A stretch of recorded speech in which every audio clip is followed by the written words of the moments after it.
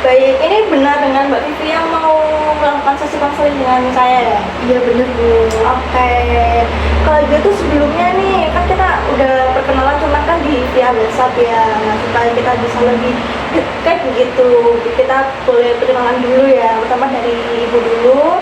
Nama ibu Amelia Wahyu, biasanya dipanggil Amel. Mbak Vivi bisa panggilnya Bu Amel, Mbak Amel, pasangan Mbak Vivi senang-senang. Mungkin dulu Mbak Vivi. Boleh. Perkenalkan nama saya Mbak Via Aida, bisa dipanggil Vivi.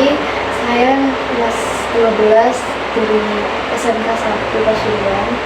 Oh, SMK 1 Pasuruan. Oh, berarti jurusan apa nih Mbak Vivi? Saya di jurusan Teknik Kimia Industri. Oh, kimia industri. Susah nggak ya tuh Mbak? Karena kayak kimia tuh kayak susah gitu nggak sih? Iya, mungkin bagi beberapa orang susah, cuma kalau sudah terbiasa ya begitu rasanya. Oh, mungkin udah passionnya Mbak Vivi nih di kimia ya. Berarti kayak ya udah aja gitu, kayak fun-fun aja ya nggak? Oke. Kalau gitu, Mbak Vivi tadi sebelum kesini ngapain aja nih kegiatannya? Nah sekarang kan masih pagi Bu ya, saya berangkat dari rumah, jadi belum melakukan aktivitas di luar, baru dari rumah langsung ke sini. Oh, langsung kesini berarti. Iya. Oke. Tadi kesini apa Mbak? Jadi kesini saya naik motor. Oh, naik motor sendiri? Iya sendiri. Oke. Sebelumnya Mbak Vivi pernah melakukan sesi konseling nggak? Pernah. Oh, pernah. Itu semua secara di kelas atau pribadi? Secara pribadi Bu. Oh, pribadi pernah. Berarti kurang lebih tahu ya sesi konseling itu ngapain aja gitu. Oke. Di sini kita mau melakukan sesi konseling nih. Seperti yang Mbak Vivi tahu dan sudah kita rencanakan sebelumnya gitu ya. Di sini kita mau melakukan sesi konseling di mana saya menjelaskan dulu apa yang kita lakukan. Saya sebagai konselor, di mana saya sebagai orang yang akan membantu atau memfasilitasi Mbak Vivi dalam menyelesaikan permasalahan Mbak Vivi. Sekarang Mbak Vivi sebagai konselor, di mana yang punya permasalahan nih yang sekiranya mau untuk dibantu dan diselesaikan di sini gitu. Tapi diselesaikannya nanti secara mandiri enggak ya Mbak? Di sini saya cuma membantu memfasilitasi Mbak Vivi saja. Terus juga di sini ada beberapa asas yang paling utama itu asas kerahasiaan. Jadi di mana Mbak Vivi nggak perlu takut nih rahasia ceritanya yang akan diceritakan di sini akan bocor atau akan tersebar, itu nggak akan saya keep sendiri di sini. Terus juga jadi Mbak Vivi bisa senyamannya aja, seenjoynya aja cerita. Terus juga duduknya yang nyaman. Sudah nyaman Mbak duduknya? Sudah. Oke. Duduknya sudah nyaman. Terus juga, saya juga izin untuk mencatat beberapa info dari Mbak Vivi yang nanti diberikan ya. Tujuannya supaya saya bisa tahu nih informasi apa saja di benak Mbak Vivi. Ini catatan pribadi untuk saya saja. Terus juga di sini ada limit juga nih, di mana kita akan melakukan sesi konseling ini selama berapa menit. Kira-kira Mbak Vivi mau melaksanakan beberapa menit nih, atau setelah ini mau ada kegiatan lagi? Menurut saya 30 menit cukup. 30 menit ya, oke. Berarti nanti kita akan melakukan sesi konseling ini secara 30 menit, selama 30 menit, oke? Oke, dari sini apa yang sedang Mbak Vivi rasakan? Yang sudah saya rasakan sekarang ini, saya tuh merasa sangat egois Bu. Oh, merasa egois. Merasa egoisnya tuh kayak gimana Mbak? Jadi saya tuh sering ke teman saya tuh kayak tidak mau kumpul bareng gitu kalau ada kegiatan maupun dalam berkelompok gitu. Nggak mau kumpul bareng sama teman-teman gitu ya. Berarti dari sikap perilaku atau sifat egoisnya Mbak Vivi ini, Mbak Vivi jadinya jarang ngumpul dan sering menghindari gitu Mbak. Apakah sering menyendiri juga Mbak? Iya, saya juga sering menyendiri. Oke. Kalau baru kenapa kok nggak mau ngumpul sama teman-teman? Karena mereka ini jadi di dalam satu kelas ini mempunyai circle masing-masing gitu Bu. Circle masing-masing gitu. Boleh diceritain nggak? Maksudnya kayak secara rinci gitu, kayak gimana sih perilakunya egoisnya Mbak Vivi ini sampai akhirnya menghindari teman-teman, terus bentuk circle-nya tuh kayak gimana gitu. Jadi kan satu kelas ini kan mungkin ada 35 atau 36. Jadi setiap anak ini memiliki circle masing-masing. Iya, berkelompok dan kalau ada kegiatan tuh nggak kompak gitu, karena kayak kalau ada pembagian kelompok dari guru kayak dari siswa A, siswa B, siswa C, D ini kan mempunyai circle masing-masing. Nah, kalau mereka diambil dari satu, jadikan satu ini kadang kayak memang nggak cocok gitu bro, saling egois sendiri, kayak aku nggak mau berkelompok sama ini, maunya sama si ini, gitu. Gitu, berarti kalau misalnya mereka dipisah itu jadinya kayak nggak mau gitu ya sama Jadi teman-teman mereka lain. ini ingin apa dengan circle mereka sendiri gitu. Oke. Oke, dari yang sudah diceritakan Mbak Vivi nih, Mbak Vivi sendiri punya circle juga nggak di kelas? Iya, saya sendiri juga punya circle dulu. Jadi apa namanya, circle saya ini kan berjumlah 7 orang. Masing-masing circle tuh jumlahnya berbeda dan campur gitu antara perempuan dan laki-laki. Terus sikap egoisnya Mbak Vivi ini itu berlaku untuk circle lain atau juga untuk circle-nya Mbak Vivi sendiri? Sifat egois saya itu berlaku untuk circle yang lain. Oh, circle yang lain, bukan circle yang Mbak Vivi tadi itu. Terus tadi kan Mbak Vivi kan bilang ya kalau misalnya suka menyendiri, terus jarang berkumpul dengan teman-teman yang lain. Nah, terus bisa kebentuk circle-nya Mbak Vivi sendiri itu bagaimana? Nah, jadi ini 7 orang ini sama-sama punya sifat yang hampir sama, yang suka menyendiri, yang tidak punya teman, dan ada yang suka dibully gitu. Oh, begitu. Berarti itu ya Mbak, kayak merasa senasib gitu ya. Iya. Oh, terus dari situ akhirnya nggak terlalu menyendiri nih, tapi Iya. masih ada sifat egoisnya buat circle-circle yang lain. Iya. Terus interaksi antara circle satu dengan circle yang lain itu bagaimana Mbak? Di interaksi antara satu sama yang lain ini sebenarnya kayak terlalu kaku gitu. Kalau kakunya tuh kayak gimana? Jadi ketika kan seperti tadi yang saya ceritakan, ketika ada pembagian kelompok, mereka kan Nggak mau diajak gitu, nggak mau mencar juga kan. Jadi kan ketika mengerjakan tugas baru, kan ini satu kelompok ini dari semua circle ya Bu. Jadi mereka tuh kayak nggak mau mengerjakan, soalnya ini bukan circleku, saya nggak cocok sama ini. Yang satu kan mengerjakan karena terpaksa, yang satunya lagi kan banyak model-model yang lain. Oke, dari yang diceritakan Mbak Vivi tadi kan pas pembagian tugas kelompok dari guru ya Mbak ya. Kalau misalnya dalam kehidupan sehari-hari ini kayak pas jeda istirahat atau pas awal masuk kelas kan masih belum mulai pelajaran kan, nah itu bagaimana Mbak? Jadi kalau dalam kondisi tersebut mereka ini tetap mengumpul dengan circle mereka masing-masing. Dalam kondisi tidak ada guru di kelas, ketika jam pelajaran belum mulai maupun istirahat, mereka kan berkumpul dengan circle mereka masing-masing. Termasuk saya juga seperti itu. Oh, berarti memang apa ya, circle itu ya itu apakah kursinya juga kayak mengelompok circle-circle Iya, gitu Mbak? jadi rata-rata ya seperti itu Bu. Jadi kursinya ini mereka mengumpul dengan circle mereka, seperti baris satu itu ke belakang itu circle A, sebelah lagi circle B, seperti itu. Oke. Dari pembentukan circle yang kayak sedemikian rupa Mbak ya. Nah itu berarti kayak even nyapa pun itu nggak pernah atau bagaimana? Menurut saya sendiri ini, dari saya sendiri ya Bu, saya itu sudah menyapa gitu Bu, semua saya sapa, tidak ada yang tidak saya sapa. Seperti pagi saya sapa hai Din gitu. Jadi dia tuh ini kan beda circle sama saya, jadi kan dia tuh kayak acuh gitu loh Bu, jadi kayak tidak memperdulikan saya dan dia tidak menyapa balik saya gitu Bu. kalau sampai kayak gitu, kayak disapa pun nggak mau, apakah ada masalah personal tuh bagaimana Mbak? Menurut saya sih ada Bu ya, dia maupun masalah dalam circle kita itu mungkin ada orang tidak disuka gitu Bu. Kalau Mbak Vivi sendiri? Kalau menurut saya sendiri ya, dari awal Perilaku masuk mereka. ya itu mereka tuh kurang suka dengan saya gitu Bu.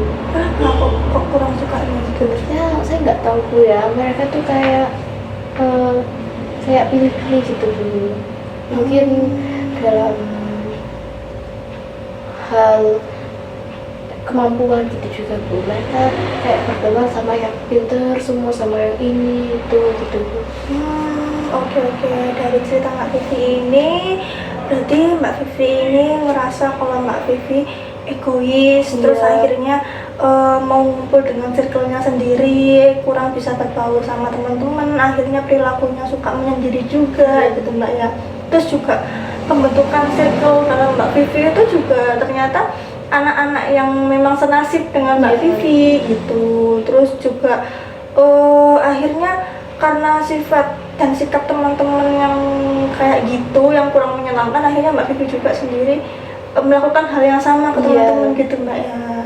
Oke, dari sini berarti apa nih tujuannya Mbak Vivi untuk melakukan sesi konseling pada saat ini? Jadi saya tuh pengen gitu Bu, saya tuh kelas ini solid gitu tanpa dalam kegiatan apapun, dalam situasi apapun mereka tetap kompak.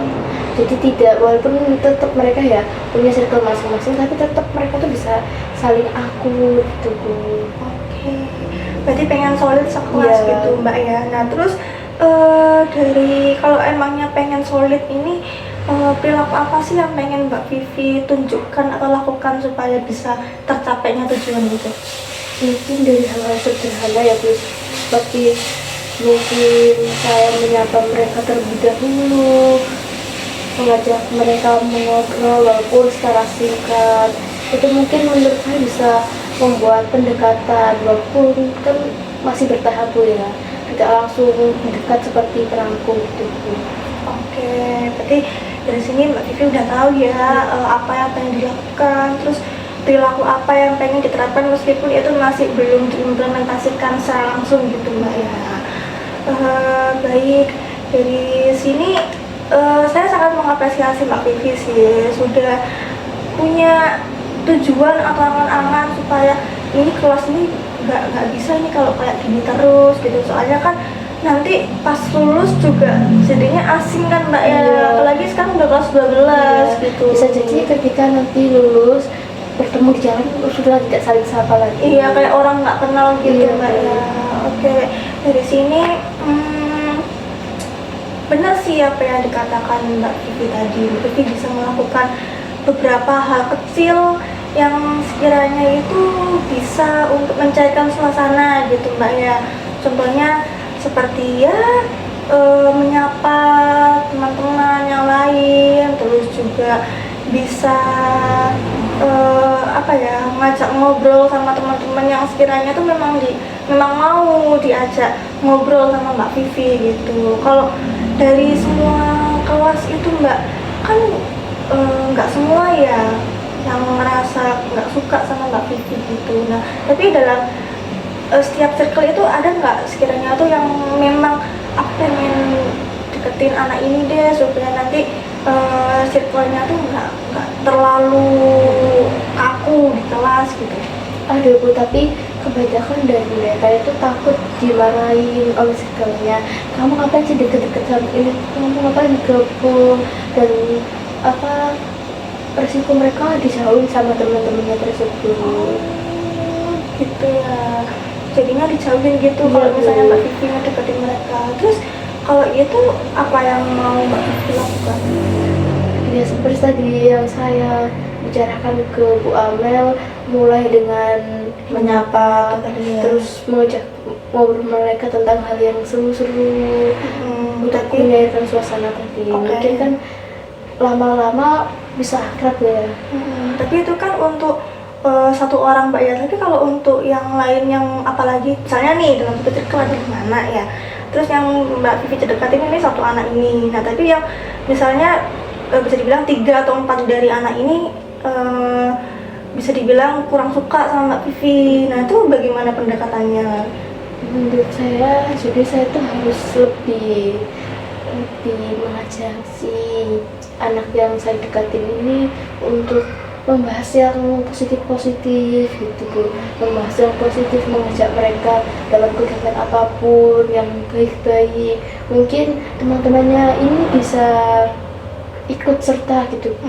Karena dapat vibe Iya. positifnya itu tadi Mbak ya. Oke. Jadi yang pertama itu Mbak Vivi bisa kayak mulai menyapa, terus ngajak-ngajak ngobrol juga gitu. Nah terus kalau misalnya udah kebentuk nih, maksudnya tuh kayak udah mulai akrab gitu, terus yang Mbak Vivi lakukan apa? Jadi kan ini kan suatu circle udah saya akrabin gitu Bu ya. Jadi yang langkah selanjutnya yang akan saya lakukan itu mengajak gabung di circle saya gitu Bu. Gabung dalam artian bukan masuk circle, cuma mungkin bisa melakukan hal-hal sederhana bersama seperti istirahat bareng gitu kan, udah mulai dekat kan Bu kalau seperti itu. Oh, berarti kayak ngajak makan bareng gitu, terus Ajak ngobrol mereka, main yang seru-seru gitu Bu. Oke, bagus. Dari sini berarti yang pertama tadi mulai nyapa dulu Mbak ya, mulai menyapa, terus juga kalau misalnya ada beberapa yang nggak suka ya, pertama pendekatan ke satu anak, terus juga membangun suasana yang nyaman sehingga vibe positifnya bisa dapat ke circle ke anggota lainnya. Terus habis itu kalau memang sudah akrab bisa diajak ngobrol bareng enak ya, mulai melakukan kegiatan-kegiatan kecil kayak ngantin bareng, terus juga nugas bareng gitu Mbak ya. Terus kalau misalnya nih udah berhasil nih, udah ternyata teman-teman udah mau nerima aku, terus juga Mbak Vivi sendiri akhirnya bisa mengurangi egoisnya itu tadi Mbak ya. Terus apa nih yang dilakukan untuk secara keseluruhan? Tadi kan karena kan masih dalam konteks kecil Mbak ya. Kalau besar nih misalnya kayak dalam untuk satu kelas, apa yang mau dilakukan? Menurut saya sendiri, kalau saya sendiri ya, untuk membuat satu kelas ada itu, kalau saya sendiri sih yang berusaha kemungkinan sudah jago, jadi saya tuh harus memberi saran kepada circle saya untuk melakukan hal serupa dengan melakukan pendekatan diri yang tujuannya untuk membuat satu kelas ini lebih kompak gitu. Oke, berarti Mbak ya, setelah dapat pendekatan dari beberapa teman, akhirnya ngajak, ayo kita ngajak saling teman-teman kita yang lain langsung kumpul gitu ya. Oke, bagus. Dari sini bisa dibilang Mbak Vivi sudah tahu ya apa yang mau dilakukan, terus sudah sadar juga apa sih kekurangannya, apa sih yang perlu dibaikin gitu. Baik, dari sini gimana nih Mbak, apa yang sudah didapat dari apa yang sudah kita bicarakan tadi? Menurut saya yang barusan kita bicarakan itu, saya tuh mungkin lebih banyak solusi untuk menghadapi masalah saya ini Bu. Dari yang sebelumnya nggak tahu mau ngapain Iya, jadinya ada mungkin pencerahan ya Bu ya, atau bimbingan yang lebih mendalam gitu Bu. Oke, baik.